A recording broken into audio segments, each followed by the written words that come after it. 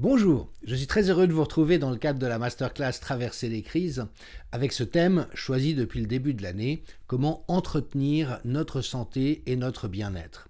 J'observe effectivement qu'il y a de plus en plus de tensions qui se construisent, notamment à l'intérieur des collectifs. J'entends pas mal de conflits de personnes, pas mal de tensions. On sent qu'il y a une usure qui s'installe. Et effectivement, pour reprendre cette métaphore qui vaut ce qu'elle vaut, mais nous sommes à ce stade un peu des marathoniens engagés dans un effort et il est essentiel d'entretenir notre vitalité, notre résilience, mais aussi notre motivation. Et d'ailleurs, sur le plan neuropsychologique, une des difficultés lorsque nous poursuivons des buts à long terme, c'est que l'ensemble des étapes qu'il faut mettre en œuvre pour y arriver implique de l'effort et parfois de la pénibilité. Et en fait, notre cerveau n'est pas du tout fait pour produire des efforts sans avoir une récompense. Dans ces structures archaïques notamment, nous avons faim, nous prenons de la nourriture. Nous avons envie de nous accoupler, nous allons vers notre partenaire. Nous avons envie d'amusement, on va jouer avec quelqu'un. Nous avons besoin de sociabilité, on trouve un interlocuteur, etc. Et donc, cette articulation de l'obtention de la récompense avec l'effort à fournir pour l'obtenir est quelque chose qui est vraiment engrammé dans notre cerveau, ce qui rend difficile le fait de donner beaucoup d'efforts pour des buts à moyen ou long terme.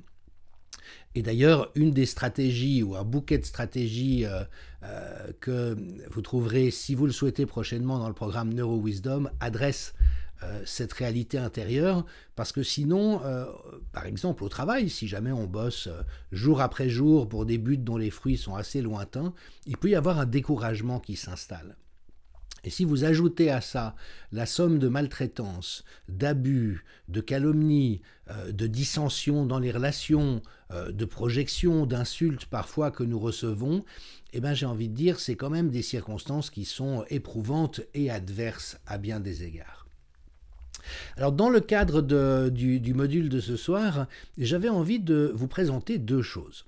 La première, c'est un sommet de la résilience auquel j'ai été invité à participer et qui se déroulera du 2 au 12 février. C'est un sommet en ligne, gratuit. Il va y avoir 28 conférences d'experts avec des gens vraiment tout à fait remarquables et étonnants. Je me réjouis d'en écouter un certain nombre. J'en fais partie parce que les organisateurs ont eu la gentillesse de m'inviter. Et donc il y aura 4 conférences par jour qui seront disponibles pendant 48 heures. Dans les 48 heures qui suivent chaque conférence, vous pouvez y accéder gratuitement. Et donc voilà, tout ça est disponible sans avoir à payer quoi que ce soit. Et puis parmi les participants, pour vous donner quelques noms, il y a Philippe Guillemant, le physicien bien connu qui viendra parler comment passer du futur au futur lumineux, c'est-à-dire sortir de cette répétition des galères dans laquelle nous sommes engagés. Beaucoup de réflexions autour de l'argent, de la monnaie, s'inspirer du vivant et des stratégies de résilience. Il y aura Stéphane Chatry qui est auteur et qui a réalisé le livre et le film avec Louis Fouché, Tous résistants dans l'âme, et puis toutes sortes de contributions extrêmement intéressantes autour de la maison résiliente, la permaculture, l'alimentation, les habitats, le low-tech, enfin vraiment tout un bouquet de propositions extrêmement intéressantes. Alors, il y a bien sûr un modèle économique. Nous sommes un certain nombre à avoir créé des offres en ligne. Moi-même, je contemplais cette possibilité depuis longtemps et c'est le Covid et le fait d'avoir perdu mes emplois qui m'a incité à aller rapidement dans cette direction. Donc le modèle économique, il est simple. Je trouve que c'est honnête de le décrire. Tout cela est accessible gratuitement, aux conditions que je vous ai dit. Puis pour celles et ceux qui le souhaitent, il y a possibilité d'acheter les contenus et de pouvoir en bénéficier pendant plus que les 48 heures suivant chaque conférence. Donc voilà comment c'est conçu. En ce qui me concerne, je trouve vraiment que c'est tout à fait clean. Et puis, la raison pour laquelle je me permets de vous indiquer ça, en dehors du fait que je trouve que c'est une bonne idée et que j'y participerai moi-même, mais c'est parce que nous sommes dans un besoin urgent de réinventer un certain nombre de choses. Donc je suis sûr que parmi les personnes qui me suivent, dont vous faites partie, vous êtes déjà nombreux à, par exemple, vous faire ravitailler en fruits et légumes une fois par semaine par un paysan du coin, à aller acheter des produits biologiques plutôt que ceux produits par la nourriture industrielle, à passer du temps en nature, à faire attention de ne pas surpolluer votre habitat. Donc voilà, je crois qu'on est tous assez sensibles au monde auquel nous pourrions aspirer. Mais néanmoins, il y a un bouquet de propositions dans ce festival qui évidemment dépasse ce que nous avons pu explorer les uns les autres. Et voilà, je dois dire que vraiment les personnes qui organisent comme celles qui participent m'inspirent extrêmement confiance. Vous avez probablement entendu que l'Union européenne et ceux qui les font danser comme des marionnettes au bout des fils sont vraiment jamais en manque d'une bassesse de plus, et donc la dernière trouvaille, c'est que dorénavant, il y aura de la poudre d'insectes qui sera mélangée à un ensemble d'aliments, peut-être contre notre gré, normalement ça devrait quand même être déclaré sur les étiquettes, mais toujours est-il que, alors il semble que ça présente certains dangers pour l'être humain, la finalité n'est pas forcément très noble d'après ce qu'on peut en savoir. Il s'agit de détruire l'élevage et donc les moyens d'autosubsistance des populations. Et puis il semble que certains composés des insectes, notamment la chitine, aient des affinités avec l'oxyde de graphène, ou qu'il soit possible d'utiliser les usines de production d'insectes pour récupérer du carbone pour faire de l'oxyde de graphène. Quoi qu'il en soit, je ne suis pas spécialiste de ces questions, mais on se doute bien que quand messieurs Gates et Klaus Schwab nous font des cadeaux ou nous invitent à une évolution soi-disant pour notre bien, il y a tout lieu d'être méfiant, sainement méfiant. Et donc, au fond, qu'est-ce que ça nous dit? C'est que nous avons à aller d'autant plus vite dans ce passage au monde d'après, dont évidemment je souhaite de toute mon âme et de tout mon être qu'il advienne relativement rapidement, mais aussi parce que si le fait est que dans n'importe quel restaurant, dans n'importe quelle boulangerie, dans n'importe quel supermarché, nous soyons désormais à risque d'ingérer une nourriture qui ne nous convient pas et que nous n'avions pas choisie, eh bien ça nous pousse à devenir d'autant plus vigilants et d'autant plus puristes, d'une certaine manière.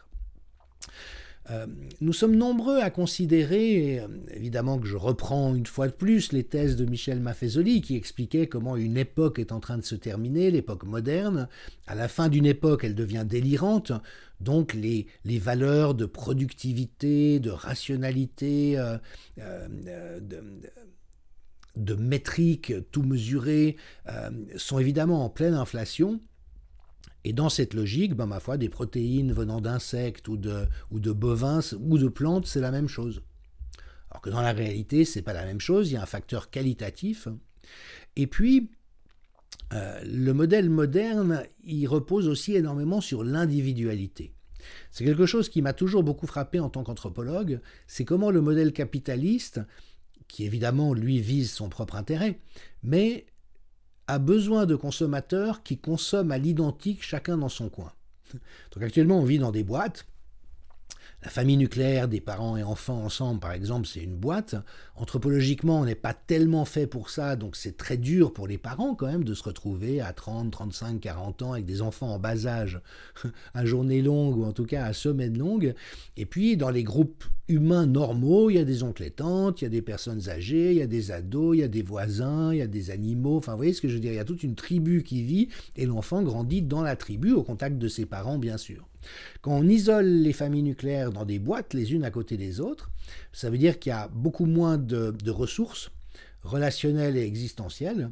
Et puis dans chaque boîte, on va consommer à l'identique. Chaque boîte aura besoin d'un frigo, donc ça fait beaucoup de frigos. Chaque boîte aura besoin d'une machine à laver, ça fait beaucoup de machines à laver, de canapés, il y aura beaucoup de canapés.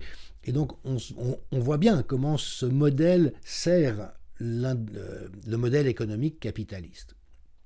Par contre, je pense que dans un enjeu de frugalité et de durabilité, et je ne parle pas de celle qui nous est imposée par Emmanuel Macron, Elisabeth Borne et Olivier Véran, mais de la vraie frugalité, celle où on aspire finalement à moins mettre à contribution les ressources naturelles, en tout cas pas de manière inutile ou dans du gaspillage, eh bien il fait sens de mutualiser un ensemble de choses.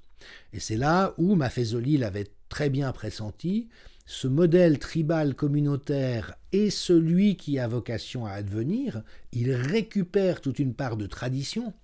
La tradition, c'est pas ce qui est dépassé et obsolète. La tradition, ce sont les braises où couve le feu qui nous permet d'allumer nos lampes et nos foyers. Et donc, ce mouvement était quelque part déjà en train de se faire, d'où de l'avis de beaucoup une espèce de fuite en avant des élites qui sentaient qu'elles étaient en train de perdre l'affaire par rapport à l'évolution de nos sociétés et qui cherchent à tout verrouiller, mais d'une manière qui évidemment est tellement paranoïaque et totalitaire qu'on peut espérer effectivement qu'elle n'ait aucune chance, en tout cas à moyen et long terme. Et donc, tout ce dont nous parlons aujourd'hui, tout ce que nous consommons et tout ce que nous pouvons mutualiser dans ce dont nous avons besoin pour vivre, mais d'une manière qui rende service à tout le monde, qui fasse revivre aussi des liens de solidarité, eh bien, ce sera une des choses qui sera élaborée en profondeur dans le cadre de ce festival. Donc voilà, je trouve que c'est vraiment en continuité de l'effort que nous faisons à l'intérieur de cette masterclass, en sachant précisément que nous avons besoin de refaire communauté. Vous vous souvenez que le totalitarisme fonctionne aussi en cherchant à briser les liens qui nous unissent à d'autres mais qui nous singularisent. Nous avons des multiples appartenances autour de nos professions, de nos familles, de nos origines, de nos loisirs, de nos goûts, de nos préférences. Et c'est en étant inscrit dans ces différents cercles d'appartenance que je suis qui je suis et qui est différent de quelqu'un d'autre. Et le délire totalitaire a besoin d'une masse homogène où l'on fracasse le plus possible ces liens d'appartenance. Alors, ça peut sembler paradoxal, parce qu'évidemment que le virtuel et les programmes en ligne, on sait tous que ça ne peut pas remplacer la physicalité et notamment le fait de se rencontrer dans la vraie vie. Mais malgré tout, il existe des ressources, et ce que nous vivons de semaine en semaine le démontre, si besoin était, qu'il importe à mes yeux de ne pas négliger non plus. Et notamment, une des évolutions que je souhaite pour cette masterclass, assez rapidement, c'est de créer un espace de communauté en ligne qui soit contenu dans le programme et où nous puissions échanger des expériences, des inspirations. Quand par exemple un thème est abordé dans un module en particulier, que vous puissiez, dans la semaine ou les semaines qui suivent, échanger sur qu'est-ce qui a résonné, qu'est-ce qui a moins résonné, qu'est-ce qui a été inspirant, qu'est-ce que vous faites déjà, qu'est-ce que vous pouvez envisager de faire différemment, et sachant que tout ce qu'on peut échanger dans un cadre comme celui-là, fût-il virtuel, reste bienfaisant à bien des égards. Alors j'avais un petit avantage aussi parce qu'en fait je pratiquais Zoom depuis bien avant le confinement et notamment toute ma rencontre avec Mark Waldman s'est faite à distance. Ce chercheur en neurosciences avec qui j'ai été amené à collaborer depuis vit au nord de Los Angeles. Il proposait des formations au neurocoaching, qui est une nouvelle proposition en ligne. J'ai pris contact avec lui, je me suis inscrit, j'ai fait cette formation. Après, on a sympathisé, on est devenus amis, on a créé des projets communs. Et puis, à une reprise, c'était en 2018, je suis allé lui rendre visite en Californie. Donc, c'était très sympa parce que tout d'un coup, on sortait l'un et l'autre de l'écran.